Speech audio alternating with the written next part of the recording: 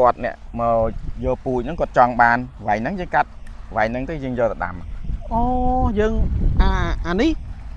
dân ai cắt pi cái nát bàn này cắt của bàn phần tay còn là thành trẻ bởi dân cắt play page vì dân vô là đầm tới vì vừa tới vừa tao cua nó thơi lỏ bằng nào mình thao tới lỏ về khỏ bàn tuần này tới dân chập bàn ơi rẻ trường chập bàn cắt mình đài cái hai thằng nam tròn nó đặt tròn nó coi như mặt thở này nhưng mà đã thì mặt ra thằng nam ra ấy nó ca chầm nai bong tích tái bằng nào chầm nái vì em sơi chầm nái ấy má đấy tại còn thao dương vì cho hưởng bông tức vì ở sơi miền tức á tăng dương hát tại bông tức đấy bằng nàoបាទសូមគោរពនឹងជម្រាបសួរពុកម៉ែបងប្អូនទាំងអស់គ្នាបាទដោយបងប្អូនបានទស្សនានៅសកម្មភាពខ្លះៗហើយតកតងទៅនឹងការដាំតកួនមួយកន្លែងនេះបងប្អូនឥឡូវនេះខ្ញុំបានកំពុងតែស្ថិតនៅកន្លែងដាំតកួនមួយកន្លែងដែលនៅជិតទីក្រុងភ្នំពេញយើងនឹងដែរទេបងប្អូនបាទហើយចាំបន្តិចទៀតខ្ញុំនឹងថតចែកជូនទៅដល់បងប្អូនទាំងអស់គ្នាមើលបន្ថែមទៀតនឹងជួបជាមួយនឹងបងប្រុសដែលជាម្ចាស់កន្លែងដាំតកួននេះខ្ញុំនឹងធ្វើការសាកសួរគាត់ពី3សំណួរតាក់ទងទៅនឹងការដាំតកួនក្នុងបច្ចេកទេសក្នុងការដាក់ទឹកដាក់ជីយ៉ាងម៉េចដើម្បីបានតកួនល្អអញ្ចឹងបងប្អូនណាបាទអញ្ចឹងកុំឲ្យខាតពេលខ្ញុំសូមនាំបងប្អូនបាទទៅជួបបងប្រុសទាំងអស់គ្នាផងដែរបាទបងប្អូនឥឡូវនេះខ្ញុំបាទកំពុងតែនៅជាមួយនឹងបងប្រុសហើយបងប្រុសគឺជាម្ចាស់កន្លែងដាំតកួននឹងតែម្ដងហើយចង់ដឹងថាព័ត៌មានយ៉ាងណានោះចឹងជួបជាមួយនឹងបងប្រុសទាំងអស់គ្នាបាទជំរាបសួរបងបាទជាស្រ័យគៀបម៉ៃបងខ្ញុំចង់ដឹងថាតកួនទីកន្លែងនេះគឺជាទីកន្លែងរបស់បងផ្ទាល់តែម្ដងបងណាបាទទីកន្លែងនេះដូចនេះចឹងថាដូចជាទីកន្លែងរបស់ខ្ញុំដែរព្រោះជារបស់លោកពូទេប៉ុន្តែរបស់ពូរបស់បងបាទតែគាត់ឲ្យយើងអាស្រ័យផលបាទខ្ញុំមើលតកួនមិញមកប្រាវហ្នឹងតកួននេះដូចជាមានស្នាមបេះម្ដងហើយមែនទេបងបាទយើងបេះដាក់គ្នាមកវិលជុំរាល់ថ្ងៃបាទបងបាទអញ្ចឹងតកួនបងដាំចាប់ពីពេលណាមកបានឃើញល្អមែនទែនហ្មងបាទតកួននេះដាំប្រហែលជាមួយខែកន្លះបានផលអត់ទេយើងដាំខែអីមួយខែ10ថ្ងៃអីយើងចាប់ដើមបានផលវាយ៉ាងយូរមួយខែ10ថ្ងៃរយៈពេលមួយខែ10ថ្ងៃតែបើយើងអាចរះជើងដំបងចាប់ពីមួយខែអីយើងរះជើងមកបាទចុះទំហំដីដែលបងដាំទាំងអស់ហ្នឹងប្រហែលប៉ុណ្ណាដែរដីនេះអើយ30អាបងណាបាទ3អាហ្នឹង30អា3000ការ៉េបាទធំមែនតើបាទនិយាយទៅពីតកួននេះបើសិនជាយើងគិតថាបើសិនជាបេះក្នុងមួយថ្ងៃហ៎បងក្នុងមួយថ្ងៃយើងអាចបេះបានប្រមាណគិតជាដុំឬក៏គិតជាដុំយើងយកឲ្យគេដុំប៉ុណ្ណាបងដុំអាច1គីឡូយើងដុំមួយដុំដែលខ្ញុំបោះឲ្យផ្សាររាល់ថ្ងៃនេះខ្ញុំចង6ខាំឬក៏6ខាំកន្លះអីតាមយើងចាប់តាមយើងចាប់ម្ដាយហ្នឹងហីបាទបាទវាអត់ថៃដែរតែគ្រាន់តែប្រហែលជាខ្ទង់ប៉ុណ្ណឹងបាទបងបោះតាមម៉ូយ៉ាងទៅបោះនៅផ្សារឲ្យគេនៅផ្សារបងដឹកផ្ទាល់ទៅឲ្យគាត់ហ្មងបាទដឹកផ្ទាល់តើតើនឹងតម្លៃវិញបងតម្លៃមិនវិញមកក្នុងមួយដុំបងគិតជាដុំវិញក្នុងមួយដុំហ្នឹងវាអាចតាមហាងឆេងដែលទីផ្សារដែរហ្នឹងពេលណាបានថ្លៃទៅ1200 1500អីក្នុងមួយដុំហ្នឹងមួយដុំដែល6ខាំមិញហ្នឹងបាទបានថ្លៃហើយដល់ពេលយើងចុះថោកទៅវាជន់ច្រើនហ្នឹងទៅ1000អីចឹងទៅម្ដុំហ្នឹង1000អាចបើមុនហ្នឹង1200បាទ1200បើសិនជាមានតកួនច្រើនហ្នឹងទៅអាចធ្លាក់មកដល់ត្រឹម1000អស់តាំងពីខ្ញុំកាត់មកវាចុះអស់ហើយត្រឹម1000បងប្អូនហើយបាទតកួនមួយដុំមិនដល់តកួនមួយដុំហ្នឹងប្រហែលជាខ្ទង់1គីឡូ6ខាំឯងអត់ដល់1គីឡូទេបាទអញ្ចឹងវាអាចបានចំណូលក្នុងមួយដុំហ្នឹង1000រៀលឬដូចបងប្រុសបានជម្រាបមិញហ្នឹងគឺ1200អាចលោតដល់1500ឯងបងអាចដល់ហ្នឹងឯងពេលខ្លះពេលអត់មែនតើអាចលោតដល់1500អានឹងអត់ហ្នឹងលក្ខណៈអត់យ៉ាងម៉េចបងលក្ខណៈថាគេដាំអត់ទាន់មែនគេដាក់អ្នកដែលដាំតកួនហ្នឹងវាថា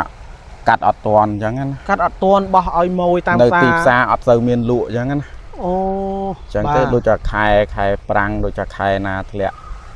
ខ្យល់អញ្ចឹងតកូនអត់សូវល្អអញ្ចឹងវាចេញការចេញអីអញ្ចឹងអាហ្នឹងវាចាប់ផ្ដើមទូអញ្ចឹងរឹងអញ្ចឹងតកូនអត់សូវល្អអញ្ចឹងនឹងបានថ្លៃអ្នកដែលដាំបានបាទបងបាទបង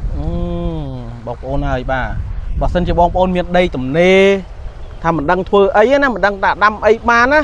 ហើយនៅជាយក្រុងចេះបងប្អូនអាចយកគំរូតាមបងប្រុសបានដោយគាត់មានគេថាគំនិតមួយដាំតកួនបានថវិកាចំណូលចូលជាប្រចាំថ្ងៃតែម្ដងបងណាបាទហើយក្នុងការដាំតកួននេះបងអានេះគំនិតដំបូងដែលបងមិនទាន់ដាំណាបងគិតយ៉ាងម៉េចបានគិតថាមកដាំតកួននេះដំបូងឡើយខ្ញុំធ្វើការឲ្យគេទេធ្វើការឲ្យគេបាទតែដល់ពេលការយើង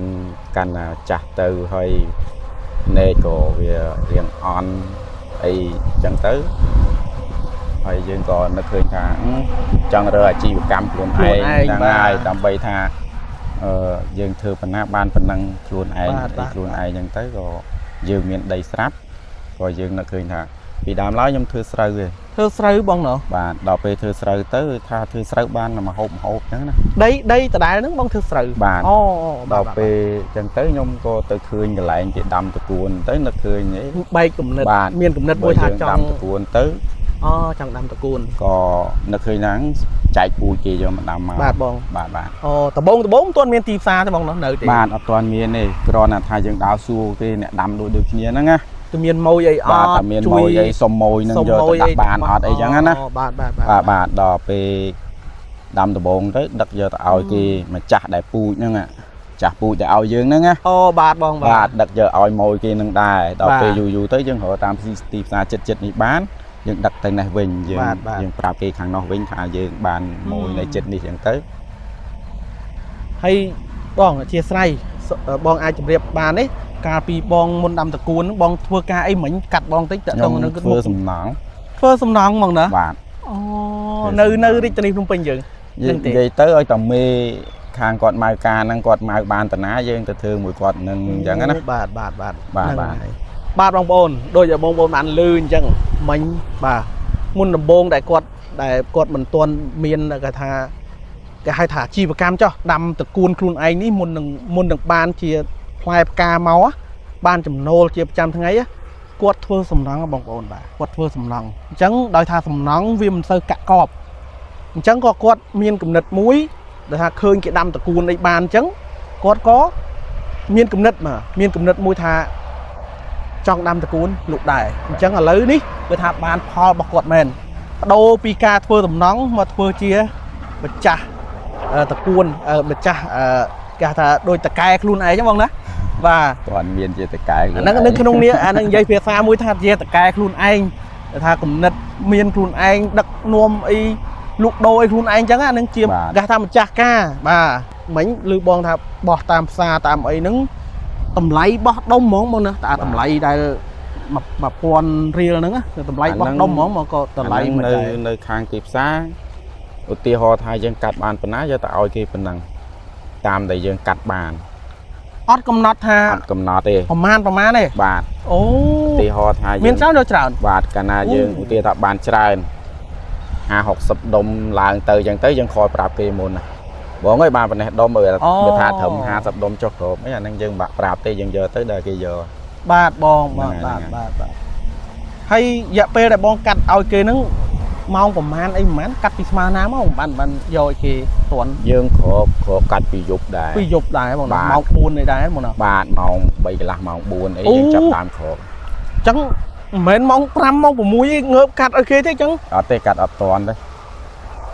បើកាលណាយើងកាត់ម៉ោង5អីយើងកាត់បានតិចបាទបងបាទហើយកាត់មានពីអ្នកគ្រួសាររបស់បងហ្នឹងទៅបាទអត់មានកូនចៅអីជួយវានៅទូចហ្នឹងហើយណាមួយគេរៀនទៅយើងខ្ជិលខានគាត់ឲ្យគាត់នៅរៀនអីចឹងទៅជាកម្មករម្នាក់ឬ2នាក់អីមកជួយសម្រាប់ដៃជើងខ្លះហ៎បងណោះបើយើងនិយាយទៅប៉ុណ្ណេះយើងអាចគ្រប់គ្រងបានណាបាទវិតិចដែរមិនថាច្រើនមកណាយើងគ្រប់គ្រងបានទេបាទ 5 rươngក្នុងមួយថ្ងៃអញ្ចឹងយើងកាត់5 rương ហ្នឹងយើងអាចវិលជុំមួយសប្តាហ៍ហ្នឹងយើងអាចវិលជុំបានអញ្ចឹងយើងលៃតាមហ្នឹងណាចឹងទៅយើងកាត់តែប៉ុណ្ណឹងមកល្មមថ្ងៃឡើងអញ្ចឹងទៅយើងធ្វើការអីផ្សេងទៀតបានបាទបងបាទតកតងទៅនឹងជីវភាពវិញបងជីវភាពមុនដែលបងបានដាំតកួននេះជីវភាពបងយ៉ាងម៉េចដែររៀងលំបាកទេក្រោយពីដល់ពេលបងដាំតកួននេះបានម៉ួយបានគេថាថវិកាមកហើយរៀងធូរធារខ្លះទេបងគាត់ថាយើងទៅចាប់ដើមដំបូងយើងគាត់ស្រួលចាយជាងមុនអូយើងអាចចាត់ចែងអីចំណាយអីនេះអញ្ចឹងយើងអាចគាត់ថាយើងកាលពីដើមឡើយយើងធ្វើសំណង់ទូតា10ថ្ងៃកន្លះខែអីយើងបើកលុយម្ដងតែពេលឥឡូវយើងព្រឹកឡើងយើងបើកលុយព្រឹកឡើងយើងបើកលុយអញ្ចឹងណាបាទព្រឹកឡើងយើងអានេះដូចថាលុយរាល់ថ្ងៃបានរាល់ថ្ងៃយើងអាចហើយវល់ជីវភាពគ្រួសារយើងទិញម្ហូបទិញអាហារកូនរៀនកូនអីហ្នឹងបានស្រួលជួយបញ្ជាក់ប្រាប់បងប្អូនតិចមកបងតងទៅនឹងចំណូលវិបានពីការលក់តកួននេះប៉ានស្មានចំណូលប៉ានស្មានក្នុងមួយថ្ងៃយើងអាចបានប្រមាណដែរចន្លោះពីប្រមាណទៅប្រមាណដែរក្នុងមួយថ្ងៃរាល់ថ្ងៃនេះខ្ញុំបាន50000 60000 តាមតែយើងកាត់បានច្រើនបានតិចចឹងបានច្រើនបានលុយច្រើនដែរអូវាស្រួលថងថាចេះស្រួលថងថាតកួនដល់ពេលយើងកាត់បានច្រើនមិនសល់ទេមែនទេបងបាទយកទៅបោះឲ្យគេមានប្រមាណគេយកប៉ុណ្ណឹងបាទមានតិចយកតិចមានច្រើនយកច្រើនបាទមានម៉ួយគេច្រើនចាំយកប៉ុន្តែឲ្យថាមានឲ្យអត់សោះអត់ទេអត់មានថានិយាយទៅតាំងពីខ្ញុំដាំមកអត់ទាន់មានថាសល់ទេយើងកាត់បណ្ណាយើងយកទៅឲ្យគេអស់ហ្នឹងបងប្អូនបាទហ្នឹងហើយបងប្អូននិយាយថាបានទស្សនាវីដេអូខ្ញុំទៅណាបាទបងប្រុសគាត់គឺជាគំរូមួយហើយដូចខ្ញុំដែលបានជម្រាបជូនខាងលើមិញអញ្ចឹងបងប្អូនមានដីតនេទុកចោលបងប្អូនអាចដាំតកួនមិនថាតែតកួនទេបន្លែផ្សេងតទៅស្ពៃមានគេថាដំណាំហូបឲ្យតែរបស់ហូបបានគឺយើងអាចរកទីផ្សារបានព្រោះបន្លែទាំងអស់នេះគឺមិនខ្ញុំគិតថាវាមិនពិបាកទេមិនពិបាករកទីផ្សារទេបាទព្រោះតម្រូវការគេត្រូវការហូបចុករាល់ថ្ងៃអញ្ចឹងបងណាបាទអូបាទបងអរគុណតកតងទៅនឹងការថែទាំវិញបងពិបាកការថែទាំទេតកួនហ្នឹងគឺការថែទាំវាមិនទៅជាពិបាកអីហ្មងទេព្រោះយើងតកួនវាដូចថាយើងបាច់ជីយើងថែតាថ្នាំតកៅតិចតួចអញ្ចឹងណាបាទព្រោះកាលណាយើងបេះរាល់ថ្ងៃយើងដឹងហើយតែបើមានតកៅអីយើងបេះ5 រឿងហ្នឹងយើងបាញ់ថ្នាំ5 រឿងហ្នឹងសិនបាទបេះហើយបាញ់តម្រាំមកយើងវិលជុំមកវិញមួយសប្តាហ៍ហ្នឹងយើងអាចកាត់បានទៀតបាទបងអញ្ចឹងណាហ្នឹងហើយយើងគាត់ថាបានប៉ុណ្ណឹងទេគាត់ដូចជាមិនសូវពិបាកទេបងបានមិនសូវពិបាកទេយើងមានពេលយើងបេះតែព្រឹកអញ្ចឹងទៅថ្ងៃឡើងចេះយើងទៅនេយើងអាចល្ងាចឡើងយើងអាចបាញ់ថ្នាំពេលល្ងាចថ្នាំតកៅចោលអញ្ចឹងទៅមួយសប្តាហ៍អីយើងអាចមកកាត់វិលជុំវិញបានណាបាទអូបងជាស្រ័យក្នុងមកទាំងអស់ដីមកទាំងអស់ហ្នឹងប្រហែលរងបងសរុបទៅដីខ្ញុំរងនេះខ្ញុំដាក់គៀកពេកកាលពីខ្ញុំដាំដំបូងហ្នឹងវាបាន29 រង29ទាំងអស់ហ្នឹងបាទអូហើយឥឡូវនេះខ្ញុំប្រុងតិចដែរទេបងប្អូនប្រុងនឹងដកវាចេញឲ្យអំបិលដូចខាងនោះអញ្ចឹងណាអូខាងនោះយើងចង់ឲ្យវាអំបិលជាងនឹងទៀតអញ្ចឹងយើងត្រូវដកម្រងចេញសិនអាហ្នឹងមានគុណវិបត្តិអីខ្លះមកដល់ពេលយើងដាំគៀកពេកទៅវាបដាលឲ្យធ្វើមិនខ្លះវាឆាប់កើងត្រួយគ្នាហើយវាចង្អៀតដល់វាចង្អៀតទៅវាអាចដកអត់លូតបងណោះវាលូតប៉ុន្តែវាធ្វើឲ្យត្រួយហ្នឹងវាស្គមវាដូចថាវាទូចយល់នេះអាត្រួយដុសឡើងឆ្កុយហ្នឹងអាហ្នឹងវាអត់ធំហ្នឹងហើយកាលពីខ្ញុំដាំដំបូងហ្នឹងខ្ញុំនឹកឃើញថាចង់ដាំឲ្យវាបានច្រើនរងយើងស្រួលបេះបានច្រើនអញ្ចឹងណាបាទដល់ពេលអញ្ចឹងទៅអានេះជាបទពិសោធន៍មួយដែរអញ្ចឹងណាអូនេះដូចមេរៀនបាទមេរៀនយើងដល់ពេលអញ្ចឹងទៅខ្ញុំនឹងដកវាម្ដងវិញបាទបងបាទវាចង្អៀតពេកការថែទាំគឺមិនសូវពិបាកប្រហែលទេចឹងអត់ដូចស្រូវអត់ដូចដំណាំអ្វីផ្សេងដូចអាលឹកដូចមិនថាអាលឹកសសក់អីក៏មិនសូវពិបាកដែរទេ ơi thằng nam on nó nhom ọt bài đầm đại nhom lọt thư ta sợ hỏi nâng đầm tụi cuốn ban hai chia pi khai nè ai បាទបង ហើយរឿងបាត់ពិសោធន៍នោះក៏ខ្ញុំស្ដួចស្ដាងតិចតួចដែរបើយើងអត់ទាន់ដឹងថាវាមិនអីយ៉ាងចង់ធ្វើឲ្យល្អជាងនឹងទៅទោះខ្ញុំសួរគេបន្ថែមទៀតថ្ងៃបាទរយៈពេលដែលបងដាំតាំងពីបងចាប់ដាំមកដល់ពេលនេះរយៈពេលប្រហែលខែប្រហែលឆ្នាំហើយបងមួយខែកន្លះ2ខែខ្ញុំទៅដាំប្រហែលអូបងទៅដាំដែរទេបាទ2ខែអូទៅដាំប៉ុន្តែយើងអាចគេថាគ្រប់គ្រងបានយើងដឹងតិចនិចក្នុងការថែទាំធ្វើម៉េចឲ្យតកួននឹងវាធំត្រួយដុះឡើងវាធំអីចឹងហ្នឹងអានេះការងារដូចបរៀនយើងចឹងបាទដកស្រង់ដូចកំណត់គឺមេរៀនគឺនៅក្នុងរូនរងតកួននឹងបងប្អូនបាទយើងគាត់បង្រៀនយើងតកួនយើងដាំតកួនយូរទៅតកួនបង្រៀនយើងមកវិញបាទយើងធ្វើស្រូវបង្រៀនផ្ដល់មេរៀនមកឲ្យយើងអូហើយក្នុងការថែទាំនេះដាក់ទឹកបងត្រូវដាក់ទឹកជាប្រចាំចឹងហ្មងបងណោះអើយទឹកនេះខ្ញុំបូមទឹកដាក់ហ្នឹងវាហួតចឹងទៅ 3-4 ថ្ងៃយើងថែម្ដងចឹងទៅអូទៅបងត្រូវបូមជាប្រចាំដែរចឹងលក្ខណៈថាវាស្រកទឹកអីទៅយើងត្រូវបូមហើយកន្លែងនេះមិនណយផលទៀតបងប្អូនហើយបាទបងប្អូនមើលមានបន្លាយទឹកមានអីនៅចិត្តនឹងស្រួលគ្រាន់នឹងបូមអត់មានបុកដងមុខអីបងណោះហើយកន្លែងម្ដុំនេះគឺមើលទៅដូចជាមានតែបងទេដែលដាំតកួនបាទខ្ញុំចាប់ដើមមុនគេឥឡូវនេះគេមានកំណត់ចង់មានអ្នកដាំចង់ដាំច្រើនមកចែកពូជដែលពូជរបស់ខ្ញុំដាំហ្នឹងណាអូបាទគេមកចែកពូជ 3-4 នាក់ហើយមិនដែរទើបតែមកយកពូជយកទៅដាំហ្នឹងបាន2នាក់ឯងពុំតាដាំរីកដុល្លារទៅហើយបាទបន្តិចទៀតហ្នឹងគេថាចិត្តហ្នឹងអីបើសិនមានពីណាគេមានដីស្រាប់នឹងហ្នឹងអាចដាំបន្តពីបងទៅទៀតនេះបាទអាចមានបាទពូជខ្ញុំអាចចែកដាំឲ្យដាំបានបាទណាបងអត់មានគិតជាថវិកា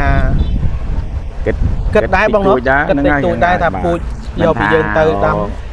នេះអីទេយើងធ្វើមកយើងចែកគ្នាខ្លះអីខ្លះហ្នឹងដូចខ្ញុំយកពូជមកក៏ខ្ញុំចែកពីគេមកចែកពីគេដែរទេបាទតើតោះនឹងពូជតកួនពីដើមឡើយបងពូជតកួនជាគ្រាប់ឬក៏ជាចេញជាតកួនហ្មងយកបណ្ដាំហ្មងក៏មិនខ្ញុំចែកពីគេមកតកួនចេះហ្មងតកួនអញ្ចឹងហ្មងទៅកាត់ពីរងគេមកអូគេប្រាប់ថាយកមិនមេតកួនអីចឹងបងអីក៏មិនអាហ្នឹងទូទៅអាហ្នឹងឲ្យតែបោចមកយកប្រាប់គេចេះកាលណាគេកាត់ហើយគេលាត់ឡើងលើគេលាត់ឲ្យវាវាដូចរងខ្ញុំហ្នឹងអញ្ចឹងណាអូបាទហ្នឹងហើយកាត់ហើយលាត់វាឲ្យមាន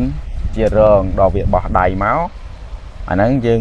ត្រួយថ្មីហ្នឹងយើងកាត់ទៀតទៅបាទតែយើងប្រាប់គេមុនទៅគេអត់លាត់ទេគេទុកគេកាត់ហើយហ្នឹងគល់វាដែលមានបែកត្រួយស្រាប់ហ្នឹងបាទបងតែតាមថ្នាំងហ្នឹងអាហ្នឹងយើងកាត់អាហ្នឹងយកមកដាំឆាប់បានផងបាទបងបាទបងអាចជម្រាបបានទេតិចទៀតបងអាចបង្ហាញជូនដល់បងប្អូនបានទេពូជតកួនដែលយកទៅអាចប្របែកយកទៅដាំបានហ្នឹងបងអាចបង្ហាញជូនបានទេតិចទៀតបងចែកជូនដល់បងប្អូនយើងបានទេបងមានទេបងមានទេតកួនយើងអត់អីទេពេលចេះយើងអាចកាត់យកទៅបានណាឧទាហរណ៍ថាយើងកាត់ហើយមួយថ្ងៃឬក៏2ថ្ងៃអញ្ចឹងណាបាទតកួនដែលយើងកាត់ត្រួយហើយមួយថ្ងៃ2ថ្ងៃហ្នឹងអញ្ចឹងនៅសល់ហ្នឹងគឺវាចាប់ដើមបែកតាមថ្នាំងវាត្រួយវាពើកមកអញ្ចឹងណាកាលណាត្រួយវាពើកមកអញ្ចឹងទៅយើងអាចកាត់អាហ្នឹងណាកន្លះម៉ែត្រឬក៏តាមណាដែលយើងត្រូវអាចកាត់បានហ្នឹងយើងកាត់យកទៅដាំបានណាឬក៏ត្រួយចេះក៏យើងអាចដាំបានដែរប៉ុន្តែគាត់ថាវាចាប់អីទៅវាអត់ងាយចេញត្រួយដូចដែលគេកាត់ស្រាប់វាចេញត្រួយស្រាប់ទេបាទបងបាទហ្នឹងហើយដល់វាគេកាត់ហើយយើងវាចេញត្រួយមកអាហ្នឹងវាបានមួយតើងហ្នឹង3-4ត្រួយ5ត្រួយស្រាច់ចឹងហ្មងហ្នឹងយើងអាចយកទៅដាំបានហ្មងហ្នឹងហើយបាទអូបាទ